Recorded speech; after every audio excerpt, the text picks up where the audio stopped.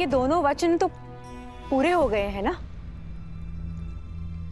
तो अब यहाँ पे क्या लेने आई हूं? मैं केवल एक बार महाराज को। प्रयास भी मत करना। आपके अशुभ स्वप्न ने महाराज के प्राण हर लिए और अब तो केवल शरीर बचा है, और उस पर मैं आपकी अशुभ छाया पड़ने नहीं दे सकती। जीवन लिया है आपने उनका,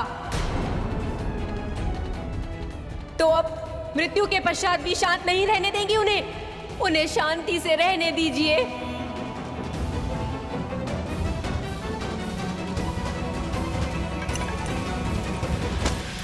ये लीजिए, यही चाहिए था ना?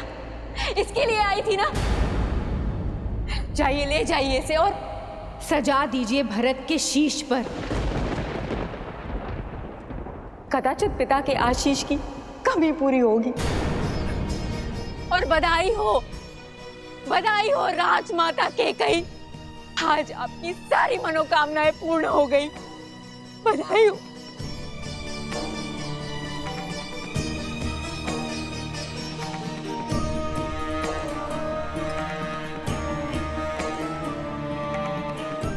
इस प्रकार से मुख मोड़ के जाने से आप सच्चाई से मुख नहीं मोड़ सकती हैं दीदी। और सत्य यही है कि आपने हमसे हमारा सौभाग्य और अयोध्या से उसका भाग्य, हमारा राम, दोनों छीन लिया।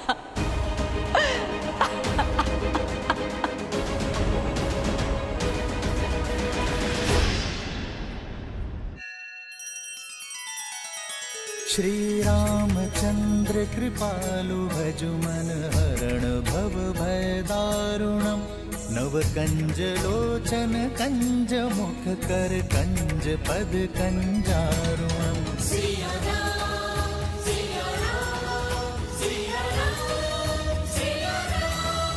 आदर्श और मर्यादा की है ये कथा महापावनम। काट मद श्री से मिला दे श्रीमद् रामायणम। श्रीमद् रामायणम।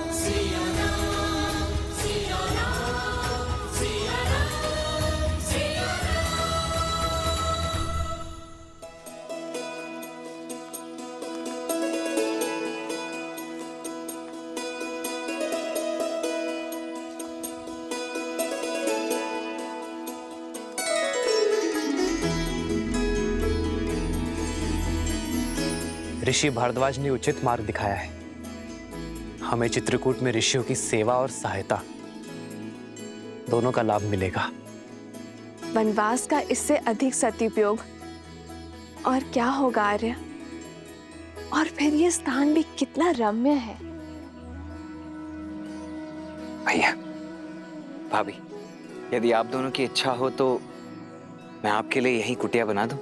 अवश्य लक्ष्मण, किंतु सावधान रहना।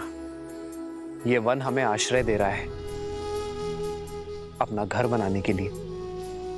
हमें किसी और का घर नहीं तोड़ना है लक्ष्मण। किसी भी जीव, जंतु, पंछी, प्राणी को हानि नहीं होनी चाहिए। हमें प्रकृति का अंग बनकर रहना है। जो आ गया भैया।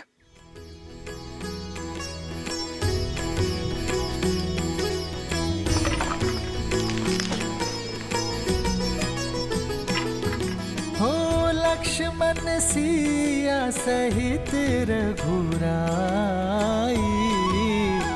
प्रेम सहित सब कुटिया बनाई।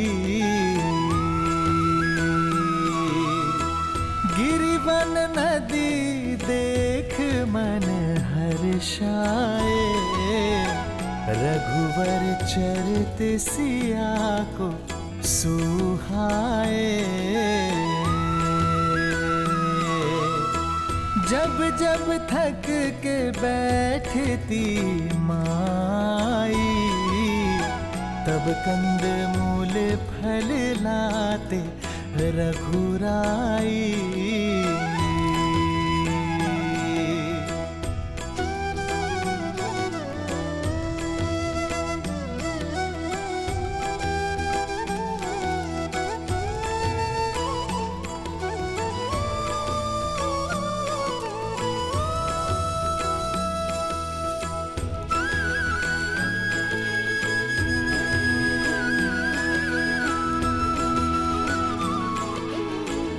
आपका एक अंश, एक मुट्ठी माटी मैं अपने साथ ले जा रहा हूं मां।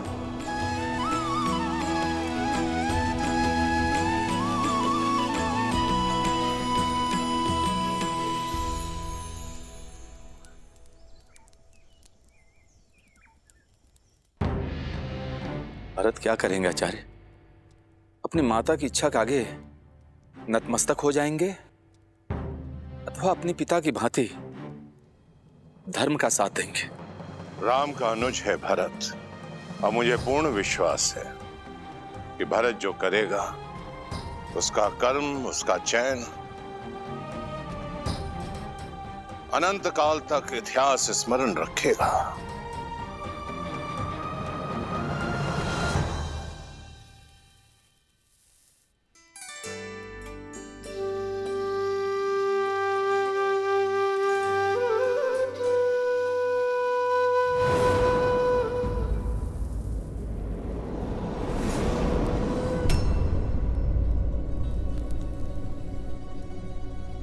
क्या हुआ भैया, आप विचलित दिखाई दे रहे? ये सब अपशकुन देखकर मेरा मन घबरा रहा है शत्रुघ्न। न जाने क्या अनर्थ होने वाला है। आप भी ना, ये दिया तो पवन के झोंके से बुझ गया, और ये सब केवल संयोग है, अपशकुन नहीं। नहीं शत्रुघ्न, केवल एक घटना संयोग हो सकती है। मैंने तुम्हें बताया नहीं, बीते कई दिनों से पूरे स्वप्न सता रहे मुझे। मन बहुत घबरा रहा है शत्रुघ्न। अवश्य ही अयोध्या पर संकट की काज गिरी है। भरत, शत्रुघ्न,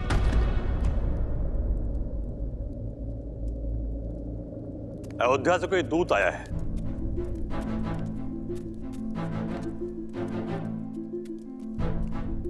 प्रणाम अयोध्या कुमार, मैं महर्षि वशिष्ठ का संदेश लेकर आया हूं। उन्होंने आप दोनों को शीघ्र अतिशीघ्र अयोध्या बुलाया है। अचानक अयोध्या में सब कुशल तो है ना मेरे राम भैया? पिताश्री सब ठीक तो है? सब कुशल हैं कुमार। देखा भैया, सब कुशल मंगल है। आप यूं ही चिंता कर रहे थे। भरत, एक कुशल योद्धा पर चिंता का भाव शोभा नहीं देता पुत्र। जी मामाश्री, आप मुझे और शत्रुघ्न को लौटने की अनुमति दें। आयुष्मान भव। आयुष्मान भव। यात्रा शुभ हो पुत्र।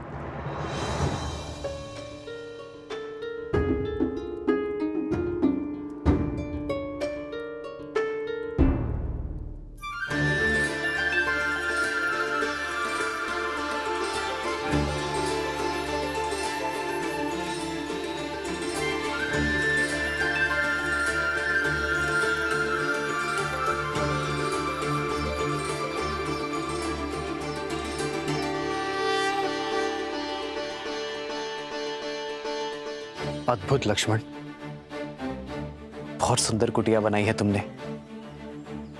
आशा नहीं थी ये भी कला है तुमने। धन्यवाद भैया।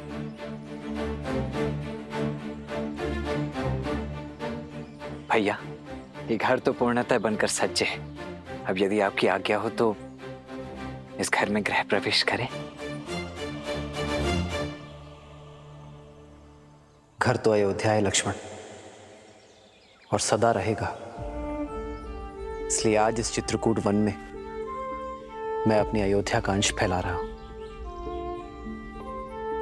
भगवान सूर्य और महाराजा हरिश्चंद्र, रघु, दिलीप, भागीरथ जैसे महान पूर्वजों को साक्षी मानकर, मेरे पिताश्री महाराज दशरथ और 3 माताओं को साक्षी मानकर हम इस कुटिया में प्रवेश करेंगे।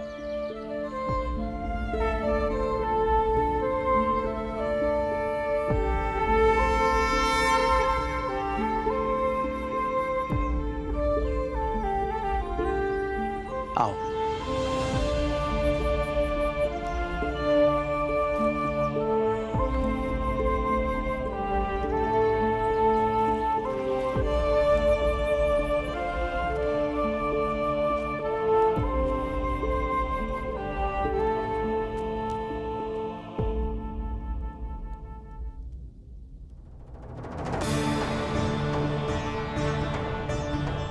मेरे अयोध्या की पावन माटी, अयोध्या का मान, सम्मान और संस्कार की सूचक है आप। सदा धर्म के पथ पर चलने के लिए मेरा मार्गदर्शन करती रहना। अयोध्या की याद आ रही है ना भैया? नहीं लक्ष्मण, न जाने क्यों मेरा मन भारी हो रहा है। ऐसा लगता है जैसे मेरे परिवार, मेरी अयोध्या पे कोई बहुत बड़ी विपदा आ पड़ी है। हे मां, रक्षा करना। आप व्यर्थ ही चिंतित होते हैं आर्य। मेरे ससुर संसार के सबसे सक्षम राजा है। वो अपनी अयोध्या को कुछ नहीं होने देंगे। और फिर भरत भैया और शत्रुघ्न भैया भी तो हैं। विश्वास रखिए, आपके अनुज आपकी अयोध्या और आपके पिताश्री को कुछ नहीं होने देंगे। भरत पर तो स्वयं से भी अधिक विश्वास है मुझे। उससे श्रेष्ठ ना ही कोई पुत्र हो सकता है और ना ही कोई शासक।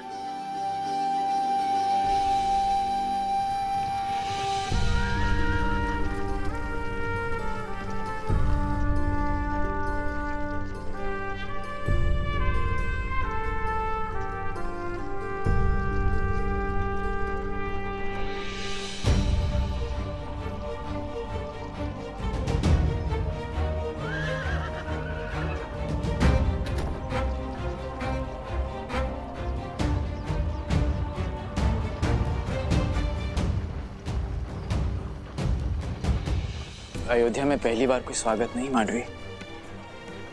जिन आंखों में सदा प्रेम और सम्मान देखा, आज उन्हीं आंखों में घृणा। अवश्य ही कुछ तो अनिष्ट हुआ है। सारथी रथ की गति बढ़ाओ, मुझे तुरंत राम भाई और पिताश्री से मिलना है।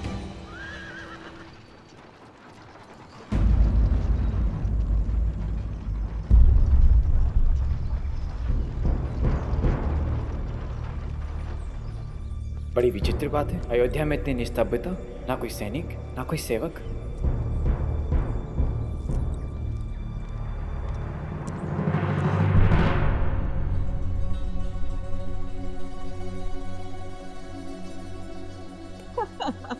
प्रतीक्षा की घड़ी समाप्त हुई। हमारा भरत आ गया। कैकेयी, भरत, मेरा भरत। रुको रुको कैकेयी, ये आंसू लेकर जाओगी भरत के पास? अपने आप को संभालो कैकेयी, माता धन को समझो। भरत को अपने समर्पण, अपने प्रेम के मोल और मांगे हुए वचन का महत्व समझाओ। समझी कैकेयी? अयोध्या में भरत की भेंट सबसे पहले मुझसे होनी चाहिए। जाओ। अगर मुझसे पहले भरत ने अपने पिताश्री के मृत शरीर को देख लिया तो ना वो मेरी बात सुनेगा, ना जो मैं कहना चाह रही हूं वो समझने की कोशिश करेगा। जाओ, शीघ्र करो। हाँ।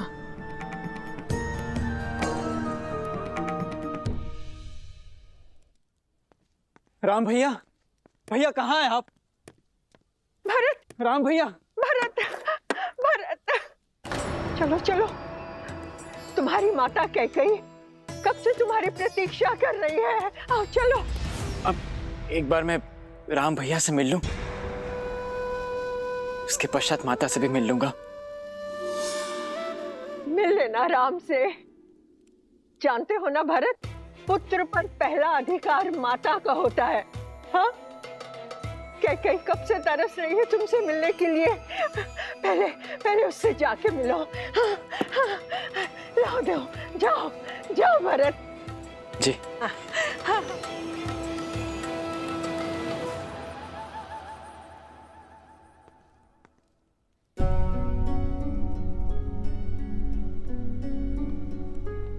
माता, आप कैसी हैं? आपको कितना स्मरण किया मैंने। और जानती हैं आप माँ,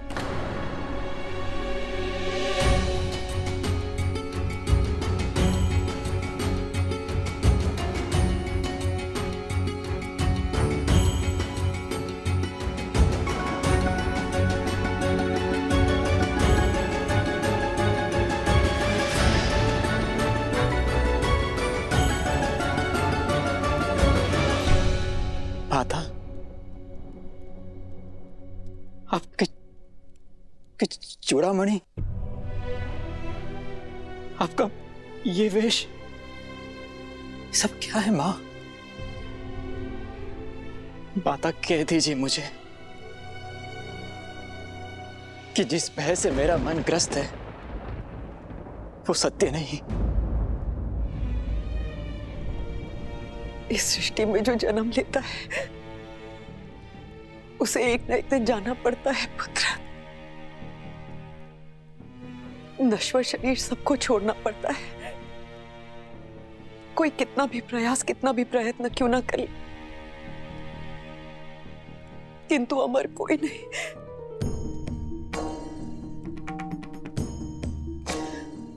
आप मुझे स्पष्ट सत्य कहिए माँ। तुम्हारे पिताश्री महाराज दशरथ ये सत्य यथार्थ कर हमें सदैव के लिए छोड़कर चले गए भरत।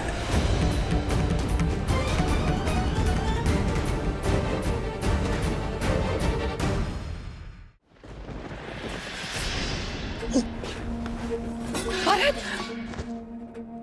नहीं, नहीं,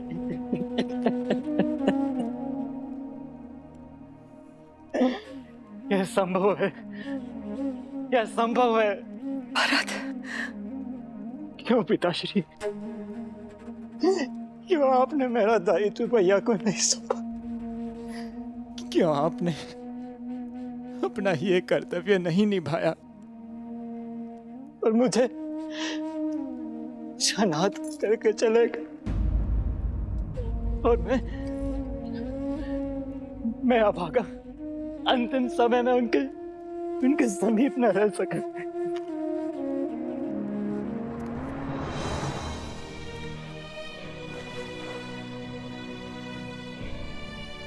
रघुकुल के कुमार हो तुम, एक योद्धा हो, एक वीर पुरुष को यूं आंसू बहाना शोभा नहीं देता। महाराज, अभी तो बहुत बड़े बड़े दायित्व निभाने हैं तुम्हें, बहुत बड़े बड़े। माँ, क्या पिताश्री ने अंतिम समय मेरा स्मरण किया था? उन्हें प्राण त्यागने से पहले उन्होंने मेरा नाम पुकारा था क्या? बताइए ना माँ, बताइए ना। अवश्य ही पुकारा होगा। उससे बहुत स्नेह करते थे वो।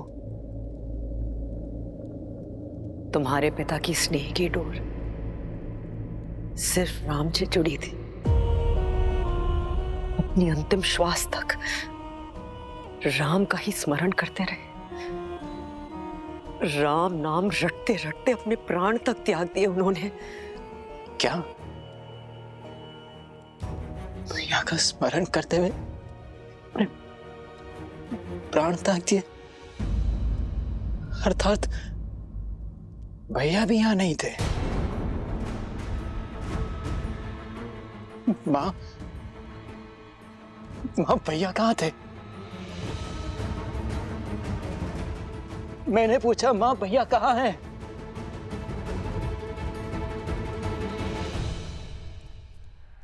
वन में।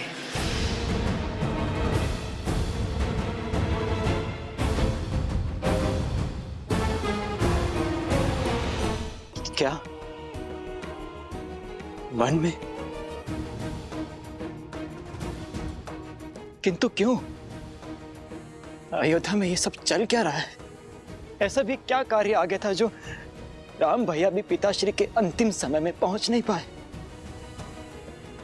मैं कैसे यहां तक आ गया और भैया वन में है? क्यों माँ? रघुकुल की रीत का बीड़ा उठा रहे हैं तुम्हारे राम भैया। अपने पिताश्री के दिए वचनों को पूर्ण कर रहे हैं। वचन? कैसे वचन माँ? तुम्हारे पिता ने 2 वर दिए थे, राम को 14 वर्ष का वनवास, और तुम्हें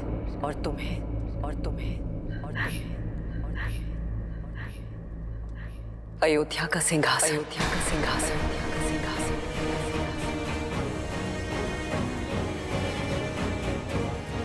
तुम अयोध्या के कुमार अर्थात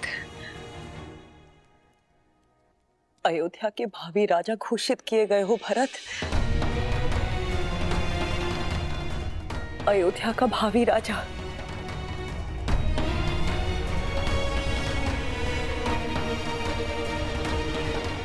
ये समय आंसू बहाने का नहीं है भरत। एक वीर राजा की भांति अपने दायित्व निभाने का है। अपनी प्रजा पर अपनी छाप छोड़ने का है। एक वीर प्रबल योद्धा बनो और अपने सारे दायित्व निभाओ भरत। सत्य कहा माँ आपने। अब समय आ गया है अपने दायित्वों को निभाने का, अपनी प्रजा पर छाप छोड़ने का। इस अयोध्या में जो काली मां फैली है उसे मिटाने का। इस राजमहल में जो कुचक्र रचा गया है उसे कुचलने का। मां, मेरा पहला कर्तव्य उस षड्यंत्रकारी को खोजना जिसने मेरे पिताश्री को ऐसा वचन देने के लिए विवश किया, जिसने मेरे राम भैया को वनवास देने का वचन अपने मुख से निकाला। उसके शरीर से प्राण निकालना ही मेरा पहला कर्तव्य है।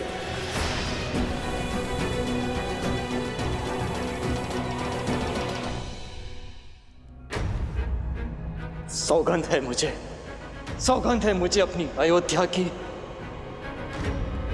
और अपने राम भैया की। एक बार वो दुष्ट मुझे मिल जाए, उसे जीवित नहीं छोड़ेगा ये भरत।